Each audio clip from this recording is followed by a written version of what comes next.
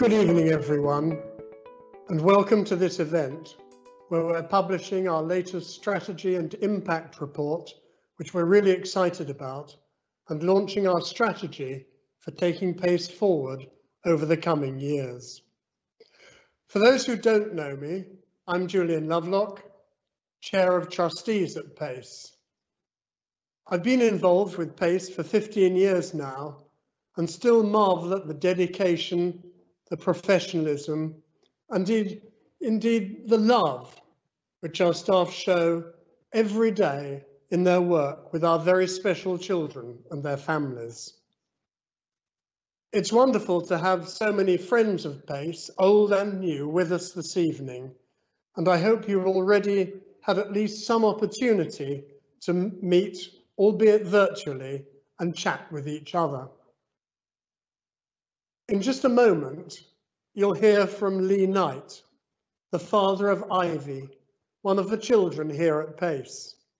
Then our Chief Executive, Ian Sansbury, and three of his leadership team will outline our vision and our strategy for PACE. Hi, my name is Lee and my daughter is Ivy. She's 11 and she is a student at PACE in elder class. Ivy suffers from a very severe case of cerebral palsy, known as quadriplegic athetoid cerebral palsy. This is a very debilitating situation for her. She is unable to move, she can't talk, she has very limited physical output, and she suffers very badly with epilepsy, which is probably the biggest, most dangerous part of Ivy's health. I guess the biggest problem for Ivy is that she's cognitively aware, so she understands everything that's going on, but she is unable to really express herself in any significant way, which just is very frustrating for her. So, through lots of assessments and professional reviews of Ivy, a very well-known speech and language specialist came and assessed Ivy and realised that Ivy had this huge amount of potential, but that it wasn't being nurtured, it wasn't being seen. She was just seen as a disabled child, and that we really needed to reconsider where she was at school. And it was this specialist that mentioned PACE to me. Now, I'd never heard of PACE. I didn't know anything about them. So I Googled them. I realised that they were reasonably close. And as such, I made contact. And within a few days, PACE was showing me around school. And I didn't really think that PACE was going to be acceptable because it was too far from home. I always wanted Ivy to stay very close to me so I could look after her in those times of need. But within 5 minutes, within 5 minutes, I saw what they were doing in that school with other children, and I knew then and there that this was where Ivy needed to be. I think it took about 9 months, a lot of battling local authority, but finally she was there part-time initially for a transition and then full-time, and I think she's been full-time now for 18 months. So trying to give you an example of the differences and how this has made an impact on Ivy being at PACE, the first thing that came to mind was the Christmas nativity. Previously, Ivy's Christmas nativities were very much put some lights on her, sit her in the corner, she could be the star, and the able-bodied kids around her would do the performance, and Ivy was present but was very much just a bit part. It must have been very destructive for Ivy, looking back. It must have done her self-esteem huge amounts of damage. The first nativity at PACE was something quite remarkable. All the children in Ivy's class had their roles to play. There was no differential between abilities. They were all together, they were working together, and they were using interactive technology and switches to play out the Christmas nativity in their own unique way. It was a breath of fresh air, and it really did identify the differences between PACE and other schools that we'd experienced. The second point is lockdown. Lockdown has been really difficult. It scared me a lot. I didn't know how I was going to manage with Ivy at home. How was I going to stimulate her like PACE could do? It was quite frightening. But work had been done in the past to give Ivy the opportunity to have some more autonomy. And I'd always hoped that Ivy would be able to move freely in some way in a home or in the community. And it was Pace that had this idea that we should put Ivy in a power chair, a smart chair. And initially I was like, but she won't be able to use it. But they said, well, how do we know? She's never used one. Well, let's try it. And she had some training and it seemed that she could do it. And in May, so a month after lockdown, this amazing chair arrived at our house, and I can't tell you what it did for Ivy. Within days, she was driving around our house freely. She was moving around. And although Ivy can't smile, you can tell from her eyes and her physical output that she was enjoying herself. Now, there was one item that I really wanted to share with you about this, that one day Ivy was driving around her house and she stopped moving, and I was like, oh, what's going on? So I went and looked at where she was, and she'd stopped in her bedroom. So initially, I just thought that the chair had frozen, which it does sometimes. So I went to go down and intervene, and then I realised that she'd positioned herself directly in front of a mirror. And I stopped and considered this for a moment and realised, oh my goodness, she's looking at herself in the mirror. And then I realised I don't think she's ever had that opportunity. I don't think she's ever been in a posturally safe position to be able to see. And I don't think that we've ever sat her in front of a mirror to give her the opportunity to just look at herself, something that we all take for granted. And she checked herself out, and she really did check herself out. And it was remarkable that this small piece of technology gave her the ability to drive around freely, but then to stop and have a look at herself and know where she is in this world. It was truly a moment to never forget, and also it was truly important for her to know who she was, and it must have done her a world of good. So there are many more antidotes that I could tell you, but it's important to understand that the level of care and the amount of professional support and the money that is required to do what we have done for Ivy together, parents, professionals, school, is amazing. It's so expensive. The cost is so expensive. I can't tell you how expensive it is. And our job as parents, as teachers, as fundraisers, is to bring this world as close to Ivy and children like Ivy so that they can enjoy it like we enjoy it. It can be done. It just needs desire and funding and support. So please, if you can, please help support PACE. It really does make a difference. Thank you very much. And I'd like to echo Julian in welcoming you to this event as we launch our latest strategy for PACE.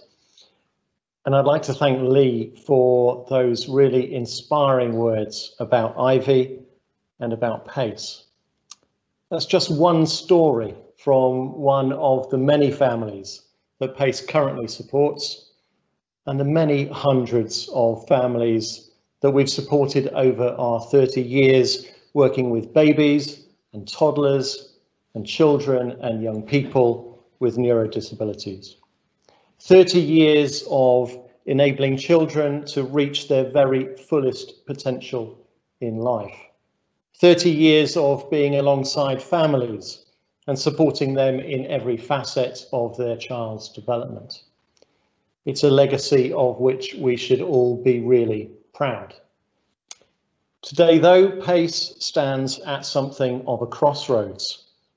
We can continue simply to focus on what we've done so successfully in the past, delivering outstanding provision in Buckinghamshire and the surrounding counties.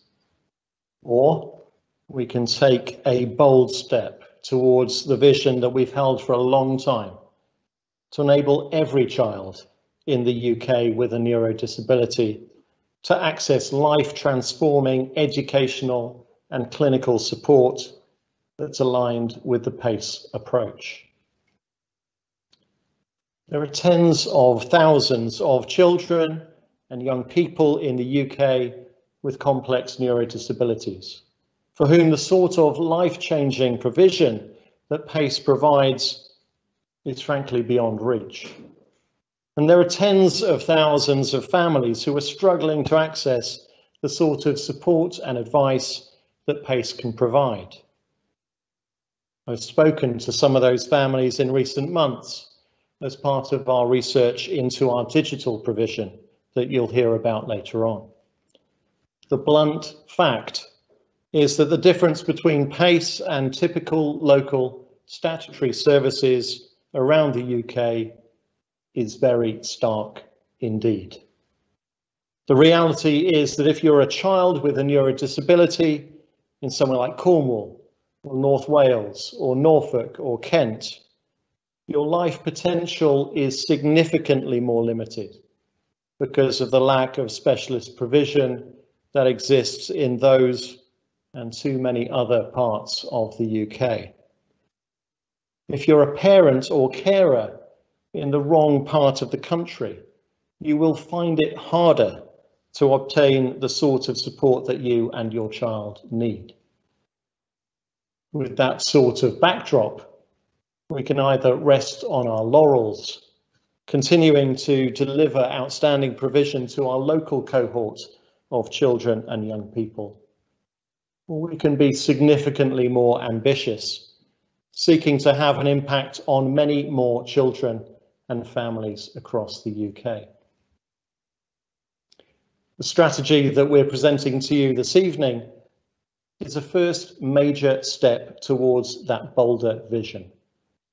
While we recognise the critical need to ensure that our local provision continues to be of the highest possible quality and impact, we also acknowledge that we have a responsibility to try and reach many more families who are currently unable to access a centre like ours.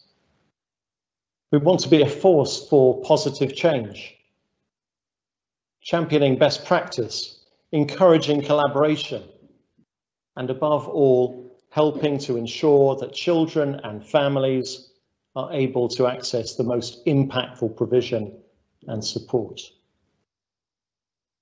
As you'll hear very shortly, that means a real focus on digital provision of teletherapy, training and online support and advice.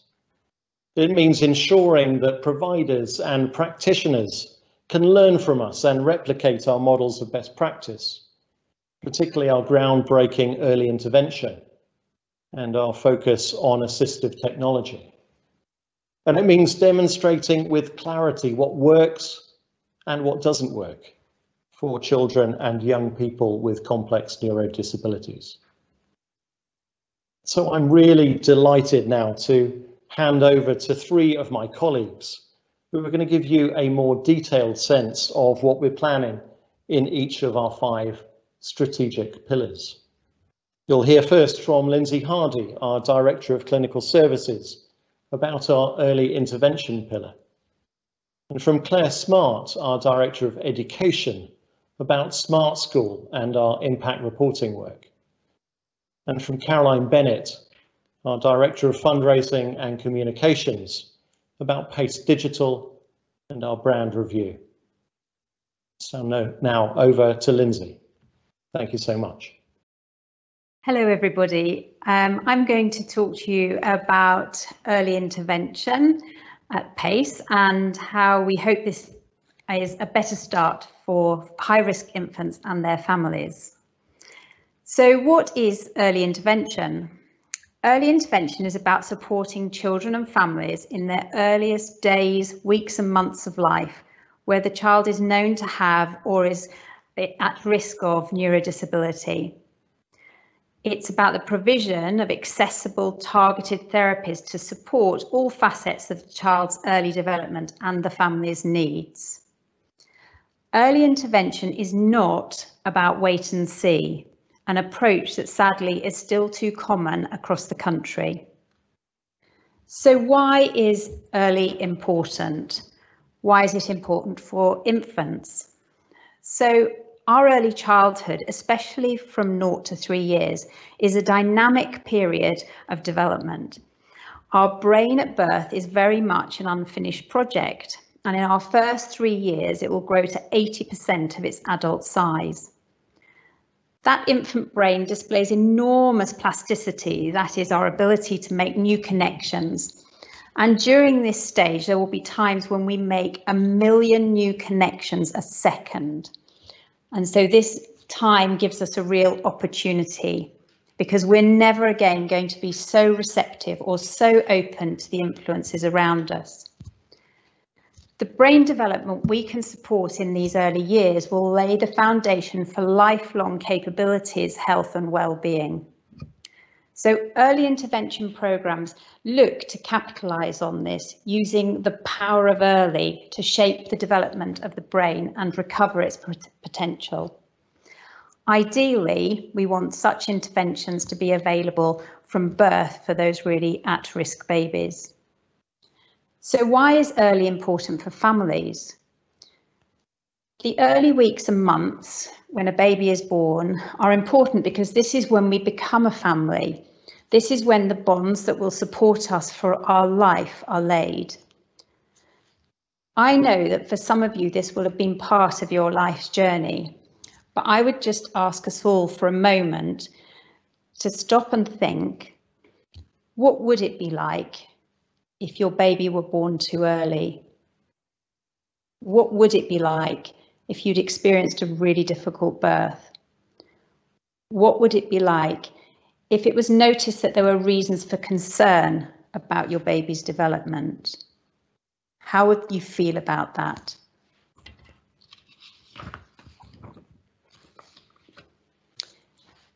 So for our parents who've been through these journeys, they've experienced trauma, stress, worries, concerns, grief, shame and despair.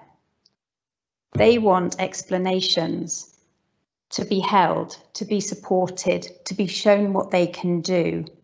They do not want to wait and see. They too are at high risk.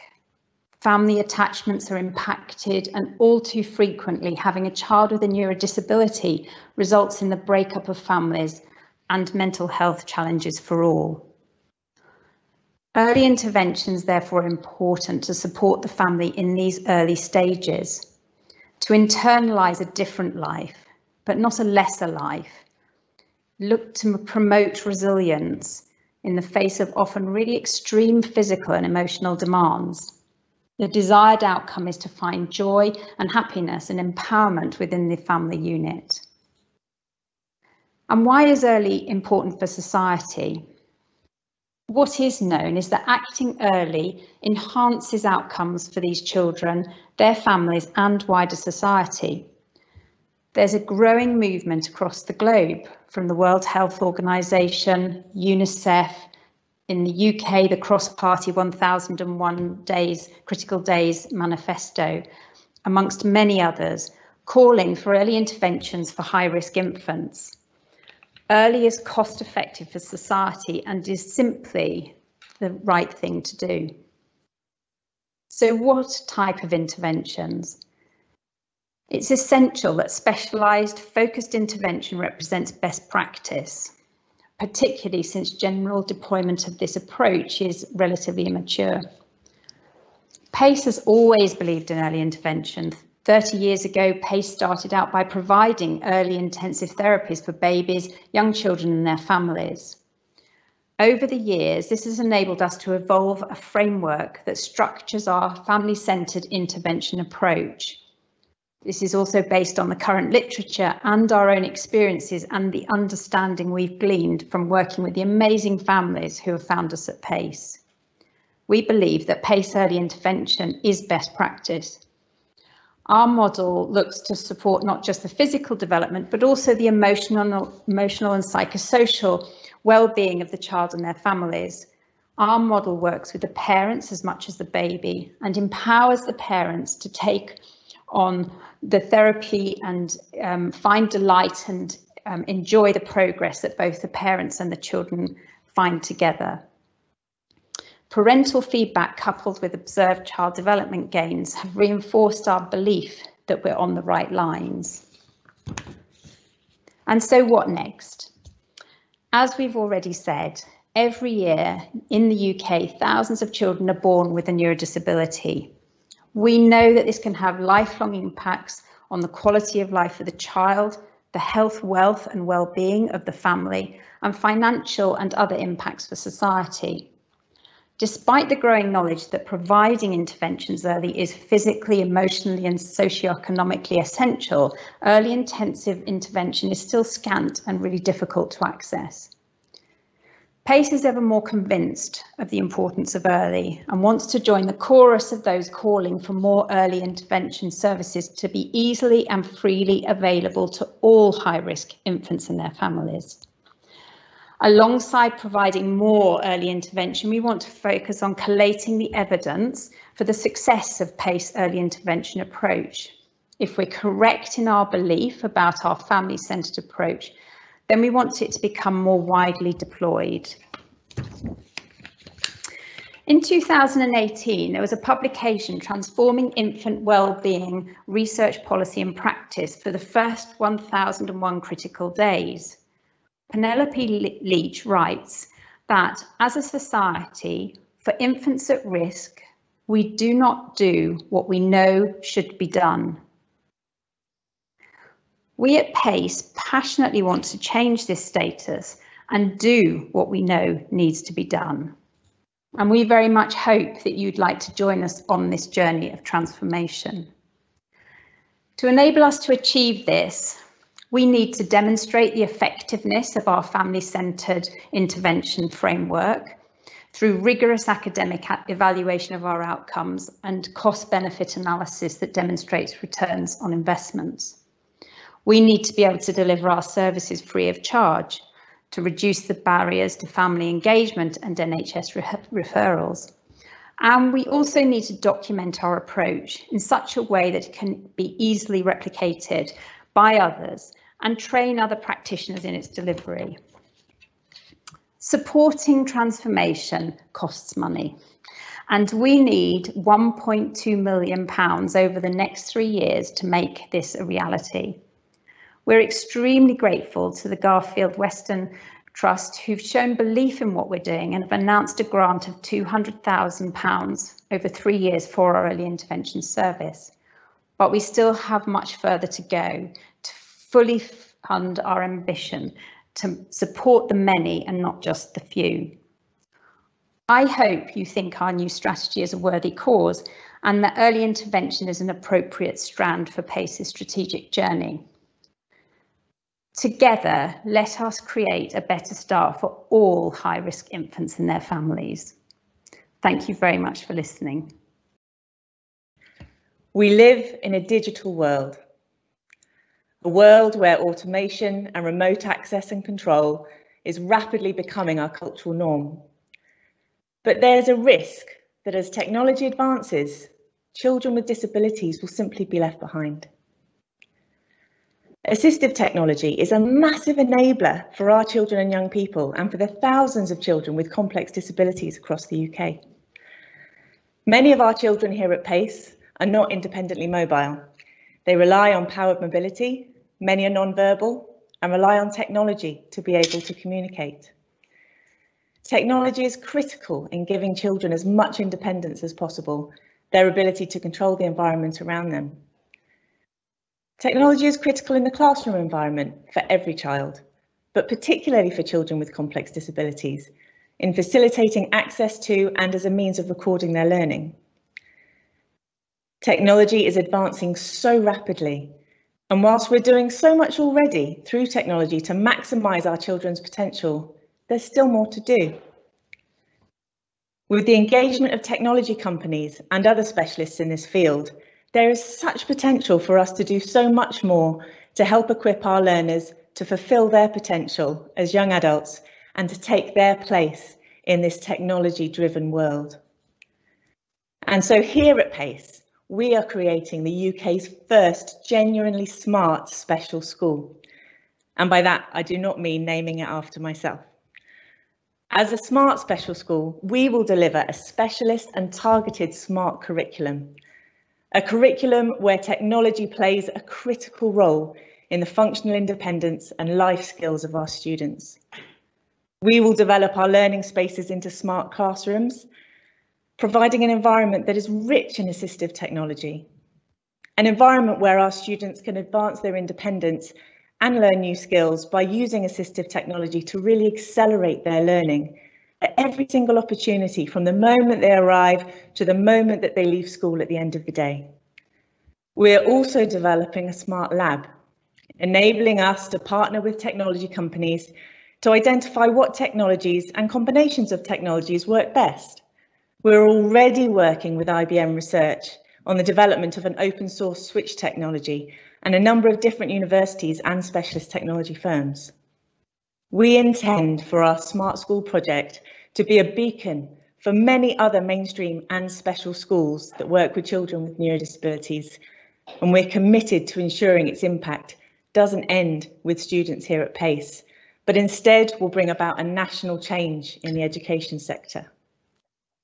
I'm delighted that we're joined this evening by Catherine Ind from the St James's Place Foundation, who are the lead funders on this important initiative and who have very generously funded the first year of this important work.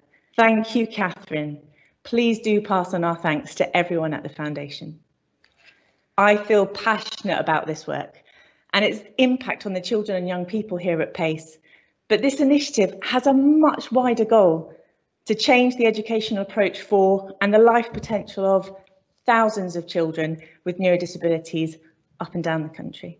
Thank you.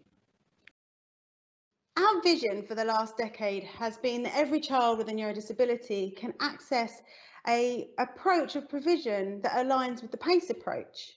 And whilst we have taken steps to share our approaches from both our school and our child and family services, our reach has remained regional. We know that children with neurodisabilities and their families struggle to access high quality specialist provision. We receive feedback from the families that come to Pace about the challenges they faced accessing regular therapy, support and advice.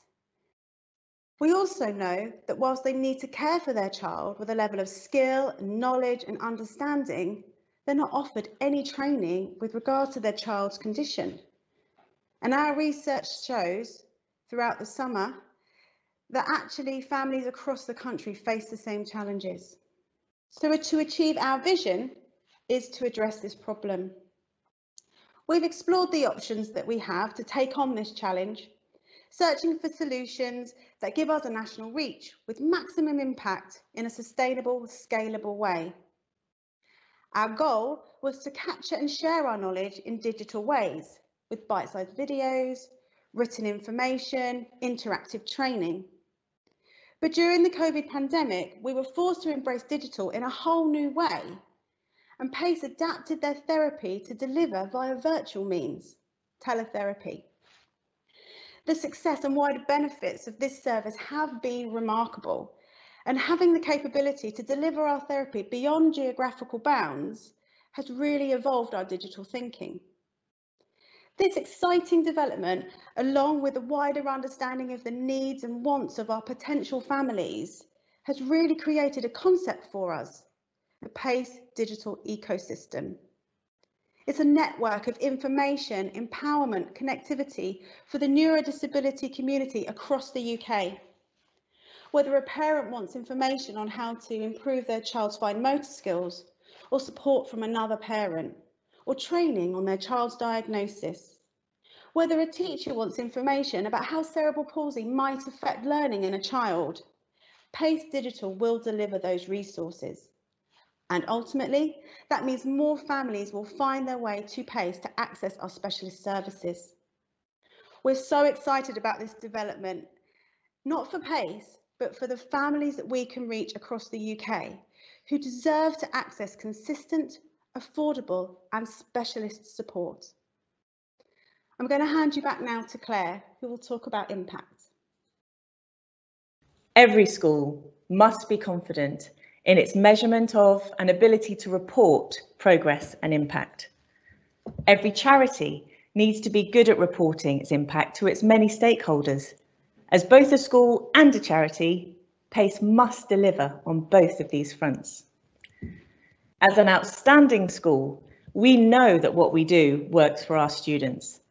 We're continually evaluating, examining and making improvements to what we do and our provision to make sure that we maximise positive outcomes for our children. It's at the heart of everything that we do here at Pace. But these outcomes are bespoke.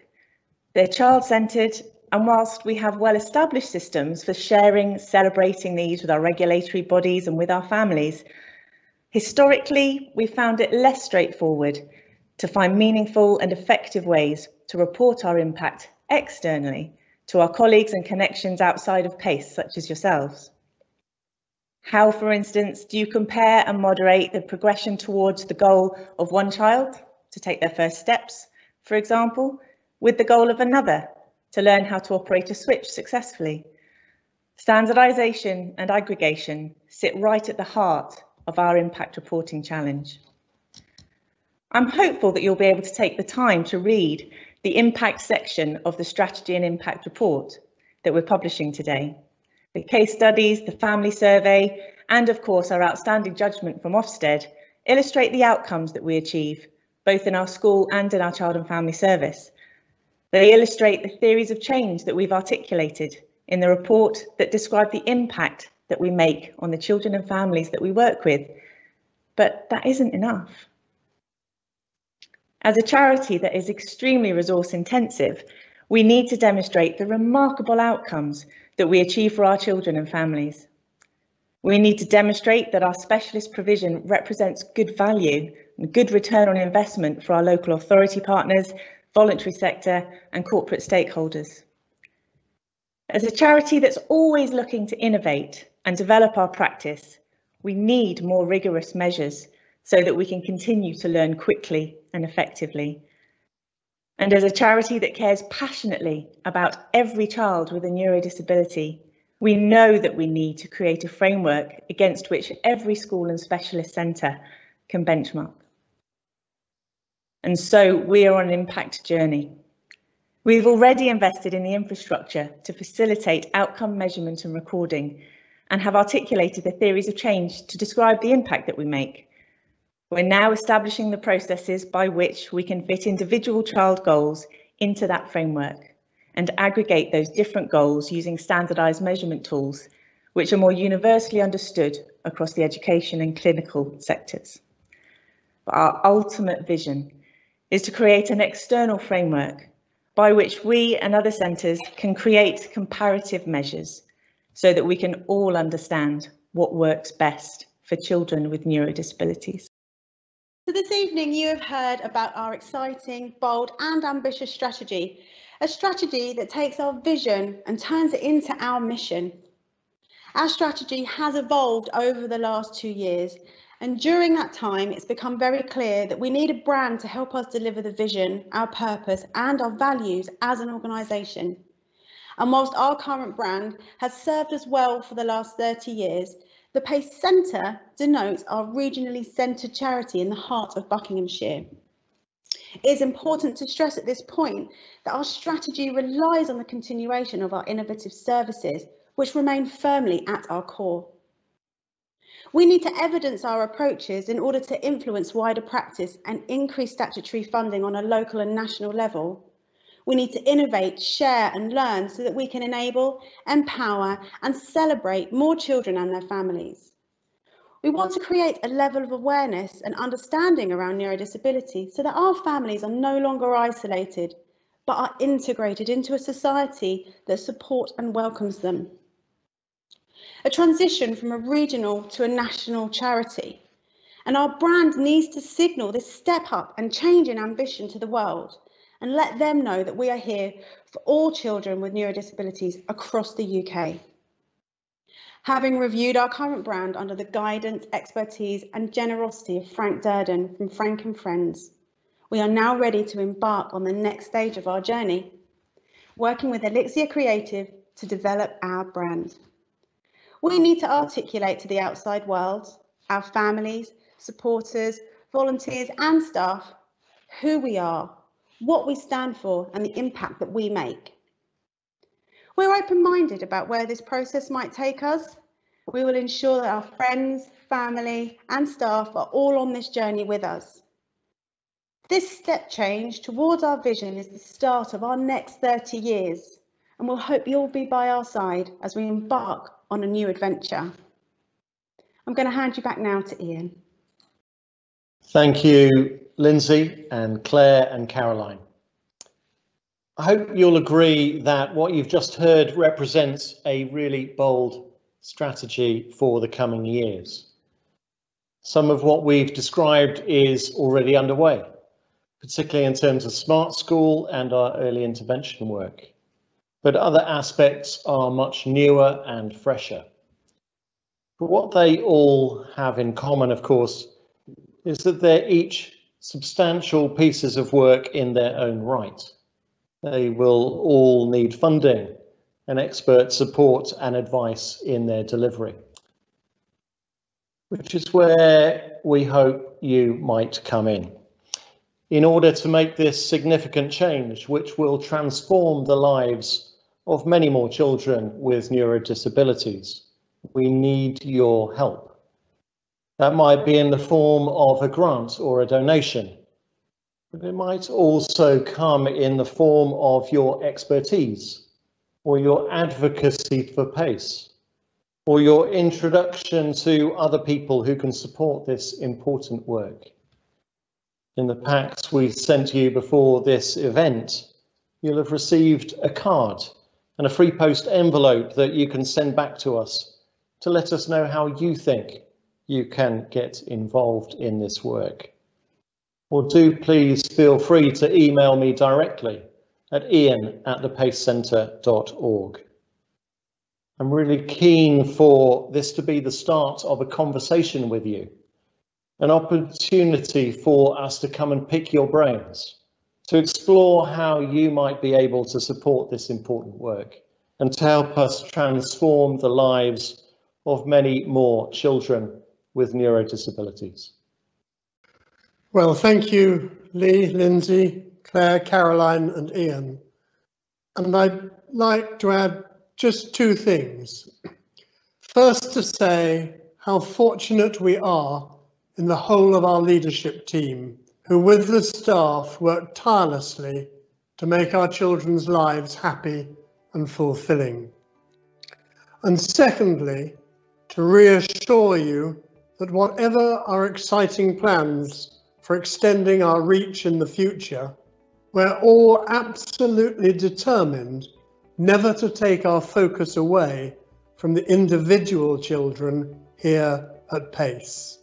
They are the ones who every day inspire us and make us humble. And it's their achievements that make all we do and all you help us with so worthwhile. But thank you for joining us this evening and for all you do for PACE.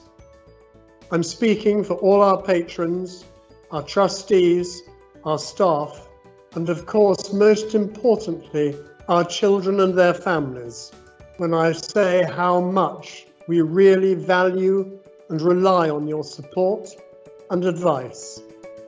Quite simply, we couldn't manage without you.